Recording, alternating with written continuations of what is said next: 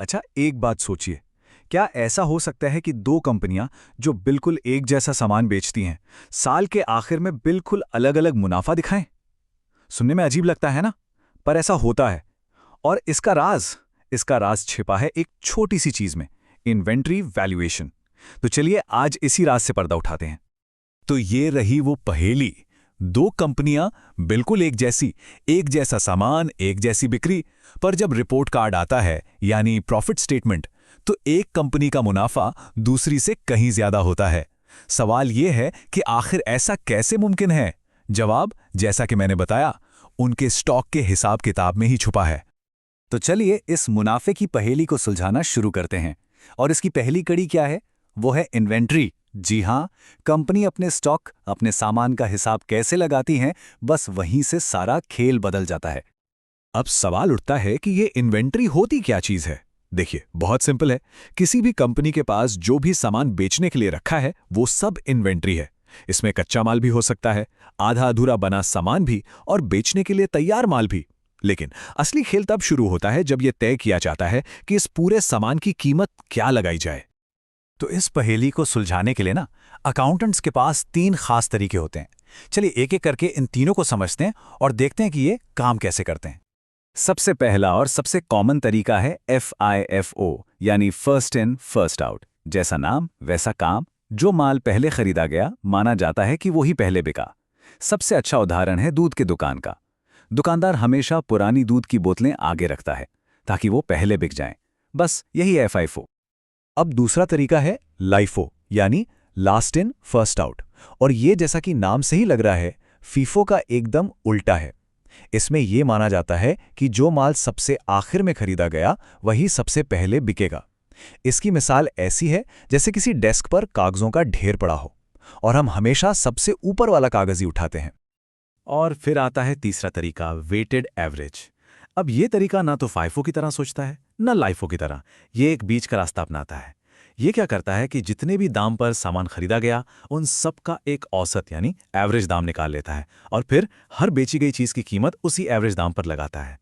इससे क्या होता है कि कीमतों का जो उतार चढ़ाव है वो बैलेंस हो जाता है। तो आखिर इन दोनों में मोटा मोटा फर्क क्या है? देखिए, फीफो में क्योंकि पुराना माल पहले बिक गया, तो गोदाम में जो बचा है वो सबसे नया माल है। और लाइफो में ठीक इसका उल्टा, नया माल पहले बिक गया तो गोदाम में सबसे पुराना माल बचा रह जाता है। और यकीन मानिए, बस यही छोटा सा फर्क है जो मुनाफे की पूरी कहानी को पलट कर रख देता है। चलिए, थ्योरी तो काफी हो गई। अब असल में देखते हैं कि ये नंबर काम कैसे करते हैं। एक छोटा सा उदाहरण लेते हैं, उससे सारी बात एकदम शीशे की तरह साफ हो जाएगी। तो मान लेते हैं एक कंपनी है, उसके पास पहले से 100 यूनिट्स हैं जिनकी कीमत है 50 रुपए प्रति यूनिट। ठीक है, फिर उसने 200 यूनिट्स और खरीदी, पर अब दाम बढ़कर 55 रुपए हो गया। उसके बाद 150 यूनिट्स और खरीदी और इस बार दाम 60 रुपए हो गया। तो जैसा कि अक्सर बाजार में होता है, कीमतें लगातार बढ़ रही हैं। अब इस कंपनी ने कुल 330 यूनिट्स बेच दी, तो उसके पास बची कितनी? 120 यूनिट्स। अब असली सवाल यहीं से शुरू होता है कि जो 330 यूनिट्स बिकी, उनकी लागत क्या मानेंगे, और जो 120 बची हैं, उनकी कीमत क्या होगी? और देखिए नतीजा क्या निकलता है। एक ही डेटा के साथ तीनों तरीकों से बेचे गए माल की लागत यानी COGS और अंतिम स्टॉक की वैल्यू एकदम अलग अलग आती है। फीफो के हिसाब से लागत है 18,000, लाइफो से 17,800 और वेटेड एवरेज से करीब 17,889। दिख रहे हैं, एक ही बिक्री पर लागत के कितने अलग अलग आंकड़े हैं। तो ठीक है, नंबर्स अलग अलग हैं, पर इससे क्या फर्क पड़ता है? फर्क बहुत बड़ा पड़ता है, क्योंकि इन नंबरों का सीधा असर पड़ता है कंपनी की बॉटम लाइन पर, यानी उसके मुनाफे पर। चलिए देखते हैं कैसे। ये चार्ट देखिए, ये एकदम साफ साफ दिखा रहा है कि तीनों तरीकों में बेचे गए माल की लागत में कितना अंतर है। और गणित बहुत सीधा है। प्रॉफिट क्या होता है? सेल्स में से कॉस्ट घटा दीजिए। तो जाहिर सी बात है, जिस मेथड में कॉस्ट यानी लागत ज्यादा दिखाई जाएगी, वहां मुनाफा अपने आप कम हो जाएगा, और जहां लागत कम होगी वहां मुनाफा ज्यादा दिखेगा।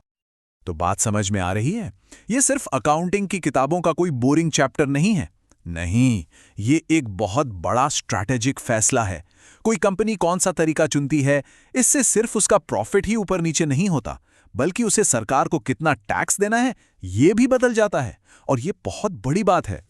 तो आज की इस पूरी बातचीत से क्या बातें निकल कर आती हैं? सबसे पहली और जरूरी बात, इन्वेंट्री का मूल्यांकन कैसे किया जाता है, इसका सीधा असर कंपनी के प्रॉफिट पर पड़ता है। दूसरी बात, और ये बहुत काम की है, कि जब बाजार में कीमतें बढ़ रही हों तो फीफो मेथड से कंपनी का प्रॉफिट ज्यादा दिखता है, वहीं लाइफो मेथड से प्रॉफिट कम दिखता है, जिसका एक फायदा ये हो सकता है कि टैक्स भी कम देना पड़ता है। तो ये सिर्फ एक अकाउंटिंग का नियम नहीं है, बल्कि एक ऐसा फैसला है जो कंपनी की पूरी फाइनेंशियल प्लानिंग पर असर डालता है। तो अगली बार जब किसी कंपनी की बैलेंस शीट सामने आए तो उसमें इन्वेंट्री के आंकड़ों को सिर्फ नंबर समझकर आगे मत बढ़ जाइएगा। वो सिर्फ नंबर नहीं है, वो एक कहानी सुना रहे हैं, एक ऐसी कहानी जिसे कंपनी ने बहुत सोच समझकर चुना है। अब असली सवाल यह है कि क्या हम उस कहानी को पढ़ सकते हैं?